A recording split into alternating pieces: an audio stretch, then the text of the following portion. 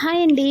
ఈరోజు నా డిన్నర్ వచ్చేసి నేనైతే మార్నింగే ఒక 8 అవర్స్ పెసలు, బియ్యం, శనగపప్పు, మినపప్పు, మసూర్ దాలు, కందిపప్పు ఇవన్నీ వేసి నానపెట్టాను. మీకు పెసలు వద్దు, నైట్ టైం నాకు ప్రాబ్లం అవుతుంది, నేను పెసలు తినలేను, గ్యాస్ ఫామ్ అవుతుంది అనుకుంటే పెసలు కొంచెం తగ్గించుకొని మిగతా కందిపప్పు, శనగపప్పు అవన్నీ మీరు వేసుకోండి. నేనైతే కొంచెం పెసలు వేసుకుంటున్నాను. ఇందులోని సేమ్ ఈక్వల్ టు పెసరట్టేనండి.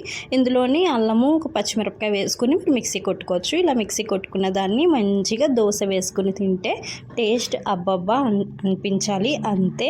ఎందుకంటే మా ఇంట్లో లంచ్ ఓకే రైస్ అయిపోతుంది, కానీ డిన్నర్ మాత్రం రైస్ తినం మేము.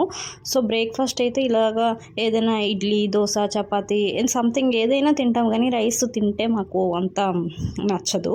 సో అందుకని మా ఇంట్లో ఈ డిన్నర్ ప్రాబ్లమ్ తోటి భరించలేక ముందే ఆలోచించి సో ఇలాగా హెల్తీగా టేస్టీగా చెయ్యాలి, మా వాళ్ళకి మంచిగా సర్వ్ చేయాలని నా ఉద్దేశం. సో అందుకని నేను ఇలా మంచిగా దోశ వేసాను. పక్కన మటన్ కర్రీ అవుతుంది, దాన్ని వేసుకుని తినేయడమే. ఎంజాయ్. Please subscribe.